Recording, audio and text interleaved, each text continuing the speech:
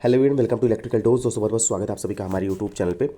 दोस्तों आज की जो वीडियो का टॉपिक है वो मुझे लगता है कि बहुत ज़्यादा डिमांडिंग टॉपिक है, क्योंकि बहुत सारे लोग लगातार मैसेज कर रहे थे sir UP MRC UP metro में जेई की स्टेशन कंट्रोलर की वैकेंसीज आई हुई है, तो उसकी तैयारी कैसे करें। ऑलमोस्ट सभी पोस्टों का जो सिलेबस है वो सेम है, तो सभी का कंसर्न ये था कि तैयारी कैसे करें, क्या सिलेबस है। देखिए दोस्तों, ऑफिशियल अगर आप देखेंगे पीडीएफ में तो कोई भी सिलेबस वगैरह मेंशन नहीं है, लेकिन थोड़ा मैं ब्रीफ में बताऊंगा कि कैसे आप एग्जामिनेशन पैटर्न क्या है और कैसे आप इसकी तैयारी कर सकते हैं। देखिए सबसे पहले बात कर लेते हैं एग्जामिनेशन पैटर्न की। लगातार हम पॉइंट पे ही आके बात करेंगे, ज़्यादा डिस्टर्बेंस नहीं रहेगा। 2 घंटे का पेपर होगा। सबसे पहले बात कर लेते हैं एग्जामिनेशन पैटर्न की। तो आपका 2 घंटे का पेपर होगा जिसमें आपका 90 टेक्निकल होगा और 50 नॉन टेक होगा। देखिए 50 नॉन टेक होगा। अब बहुत सारे लोग इस चीज़ को अभी भी मानने में मतलब थोड़ा सा असमंजस दिखाते हैं कि भाई 90 टेक्निकल है तो दिन भर टेक्निकल पढ़ते रहेंगे। तो यहीं पे सारा खेल है दोस्तों। अगर आप 50 नॉन टेक्निकल पर ध्यान नहीं दिए तो आपका ये 90 में से 90 लाने का कोई भी फ़र्क नहीं पड़ने वाला है। तो 90 टेक्निकल है, इसके बारे में लास्ट में बात करेंगे। पहले टेक्निकल जो नॉन टेक्निकल 50 क्वेश्चन है उसके बारे में दोस्तों हम यहाँ पर बात कर लेते हैं, क्योंकि वही मुझे लगता है कि सबसे इंपॉर्टेंट पार्ट भी इस वीडियो का। 50 जो नॉन टेक्निकल पार्ट है इसको कैसे टैकल करना है इसके बारे में हम बात करने वाले हैं। देखिए दोस्तों, सबसे पहला जो इसमें है कि 50 जो 20 क्वेश्चन होंगे वो क्वांटिटी एप्टीट्यूड या रीजनिंग के आएंगे। ठीक है, तो मतलब दोनों मिक्स रहेगा। 20 क्वेश्चन क्वांटिटी एप्टीट्यूड या रीजनिंग के हैं। देखिए अब बहुत सारे पेपर अपलोड हैं ऑलरेडी, अभी मैं आपको दिखा दूंगा 2023 का पेपर। जो क्वांटिटी एप्टीट्यूड और रीजनिंग का पेपर है इसमें देखिए कोई भी ऐसा बंदा नहीं है कि जो बहुत महारत हासिल करके बैठा हुआ है और ये बोले कि हाँ भाई मैं 20 के 20 कर लूँगा। ठीक है, हो सकता है आप 20 से 20 कर भी लो, लेकिन इसमें सबसे अच्छी बात क्या है कि आप इसमें मैक्सिमम स्कोर कर सकते हो। इसमें जीके जीएस में बहुत अनप्रेडिक्टेबल होता है, लेकिन इसमें क्वांटिटी एप्टीट्यूड और रीजनिंग में मैक्सिमम स्कोर कर सकते हो। कैसे कर सकते हो? सबसे इंपॉर्टेंट चीज़ है डेली प्रैक्टिस।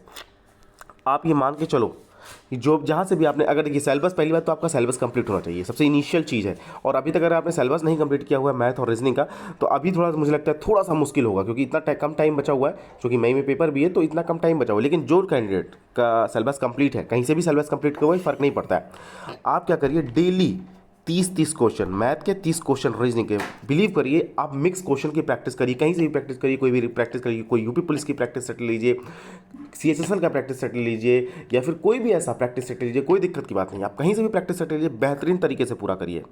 ठीक है, आप ये जो 30-30 क्वेश्चन जब प्रैक्टिस सेट अपना पूरा करेंगे ना, 30-30 क्वेश्चन का डेली जो प्रैक्टिस है वो प्रैक्टिस पूरी करेंगे, तो आप खुद देखेंगे कि आपके ऑटोमेटिक रीजनिंग में स्पीड बढ़ गई है, मैथ में स्पीड बढ़ गई, आपके जो क्वेश्चन सॉल्विंग का तरीका है वो बढ़ गया है। ठीक है, और जितने मैथ के इंपॉर्टेंट आपके फार्मूलाज हैं वो एक जगह जरूर नोट करेंगे। बहुत सारे लोग कहते हैं भाई याद नहीं करना चाहिए। नहीं, देखिए यार, सिलेक्शन लेना है तो आपको याद करना पड़ेगा, क्योंकि होता क्या है, लास्ट टाइम में हम बहुत सारी चीज़ों को हमारे दिमाग से मिस आउट हो जाती है। बहुत कॉमन चीज़ें हमारे दिमाग से निकल जाती है, क्योंकि जो लास्ट टाइम का प्रेशर होता है उस टाइम इंसान ज़्यादा समझने पे जोर नहीं देता, उसे जो याद होता है उसे आप उसे करने की कोशिश करता है। आप खुद भी दीजिए, अपने आप को एनालिसिस करिए।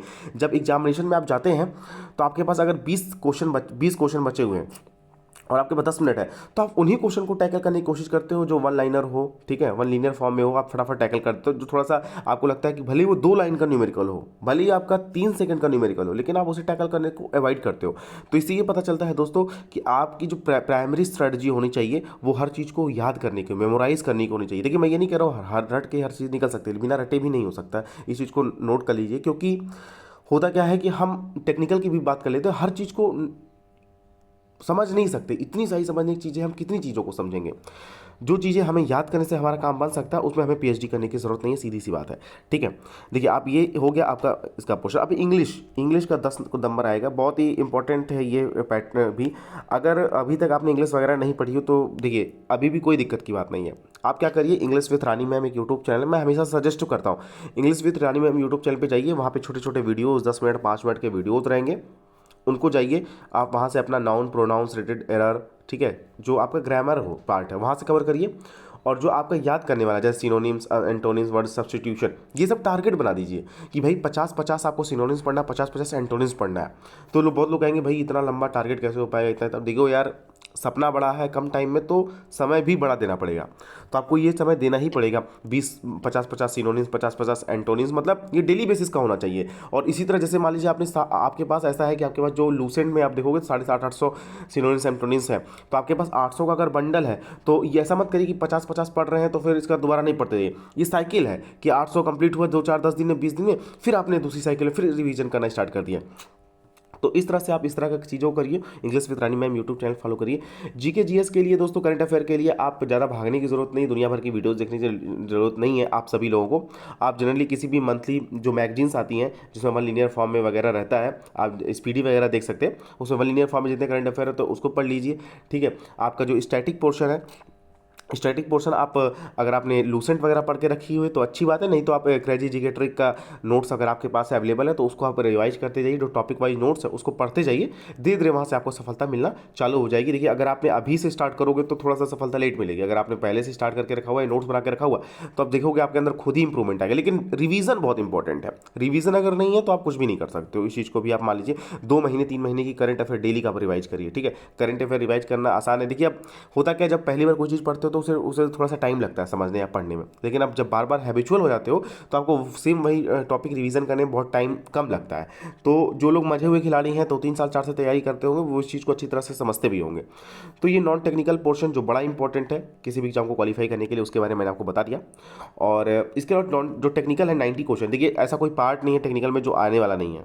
यहाँ पे दोस्तों अगर आप देखेंगे ये जूनियर इंजीनियर का पेपर है 3/1/2023, ये अभी हमारे टेलीग्राम ग्रुप पे नहीं है। कंटेंट डोज नाम से टेलीग्राम जो चैनल है हमारा, उसे भी आप जरूर ज्वाइन कर लीजिए। उसमें सिर्फ पढ़ने का मटेरियल शेयर किया जाता है और इलेक्ट्रिकल डोज चैनल पे सब कुछ शेयर किया जाता है। ठीक है, तो आप दोनों चैनल फॉलो कीजिए, दोनों का लिंक इसी वीडियो के डिस्क्रिप्शन बॉक्स में। देखिए, डोमेन नॉलेज में आप देख सकते हैं जो लास्ट ईयर पेपर आया हुआ था उसमें डायोड के भी आया हुआ है। आप देख सकते हैं डायोड से रिलेटेड, मतलब बेसिक इलेक्ट्रॉनिक्स से भी क्वेश्चन है। आप ऐसी कोई सब्जेक्ट नहीं बचा जिसमें क्वेश्चन नहीं होंगे। ठीक है, सिंगल फेज से क्वेश्चन है। ठीक है, डीसी मशीन वगैरह के न्यूमेरिकल भी हैं, और आपका एसजीपी से भी क्वेश्चन है, स्विच गियर प्रोटेक्शन से भी क्वेश्चन है, सभी चीज़ों से क्वेश्चन है। ठीक है, तो आप देख सकते हैं ये सारी चीज़ें आपको पढ़नी पड़ेंगी। आपको सारा जो बेसिक सिलेबस है आपका इलेक्ट्रिकल इंजीनियरिंग का सब पढ़ना होगा। उसके अलावा जितने सब टॉपिक्स हैं जो आपको लगता है नए पोर्शन ऐड हुए, सब पढ़ते रहिए। और देखिए, थ्योरी तो जो आप पढ़ के आए हुए वो नई नहीं पढ़ सकते हैं, क्योंकि इतना कम टाइम है तो आप थ्योरी नई नहीं पढ़ सकते हो। बस आप न्यूमेरिकल जितना ज़्यादा, या फिर आप कह सकते हो तो एमसीक्यू क्वेश्चन वो यूथ की बुक फॉलो कर लीजिए, सबसे न्यूएस्ट वर्जन फॉलो कर लीजिए। होता क्या, न्यूएस्ट वर्जन लेने का फायदा क्या होता है, देखिए यहाँ पर मैं कोई प्रमोशन नहीं कर रहा हूँ कि यूथ पब्लिकेशन अच्छी है, आप जो चाहते हो वो फॉलो कर लो। लेकिन यूथ पब्लिकेशन में क्या है कि हर साल ये न्यूली क्वेश्चन ऐड कर लेते हैं, और जो प्रीवियस ईयर के पेपर्स हैं, मतलब जो पिछले साल के, वो भी वो नए वर्जन में ऐड कर देते, तो फायदा होता है, ज़्यादा भागने की जरूरत नहीं होती। 500-600 रुपये आपको खर्चे करोगे तो आपको सारी चीज़ें मिल जाएंगी। तो यूथ पब्लिकेशन में आप जितना ज़्यादा हो सके उससे क्वेश्चन सॉल्व कीजिए, जेबी गुप्ता सॉल्व कीजिए। अगर आपने जेबी गुप्ता अभी तक सॉल्व कीजिए नहीं की है तो अभी मत छूइए, बाद में छू लीजिएगा यूपीएमआरसी के बाद। और इसके अलावा आप आर के राजपूत पढ़िए, वीके मेहता पढ़िए। जैसे इस टाइप का क्वेश्चन मैं आपको बताता हूँ, अभी एक सामने स्क्रीन से क्वेश्चन गया, इस टाइप के क्वेश्चन आपको वीके मेहता से ही टैकल होंगे। ठीक है, जैसे what is the annual depreciation charge if the salvage value of equipment to be 10,000 and generator costing is 90,000 for 20। इस तरह के जो क्वेश्चन है दोस्तों आप देखोगे वीके मेहता से ही टैकल होंगे। इस तरह के क्वेश्चन आप सभी लोग, जैसे हाइड्रो पावर प्लांट के भी कुछ न्यूमेरिकल जो क्वेश्चन होते हैं वो सब वीके मेहता से भी टैकल होते हैं, तो उन्हें आप ज़्यादा से ज़्यादा करने की कोशिश करिए, एमसीक्यू फॉलो करिए।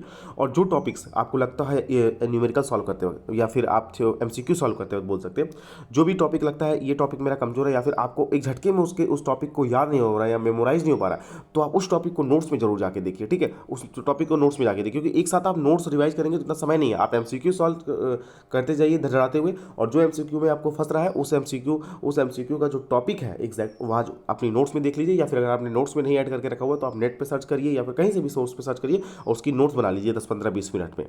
तो होपफुली दोस्तों आप सभी लोग को लिए वीडियो इंपॉर्टेंट साबित हुई होगी। वीडियो को पसंद आने पर अपने दोस्तों के साथ शेयर करें, चैनल पहली बार विजिट करें तो चैनल को सब्सक्राइब जरूर कर लीजिए। चलिए दोस्तों आज की वीडियो बस इतना ही। Thanks for watching this video, see you next time.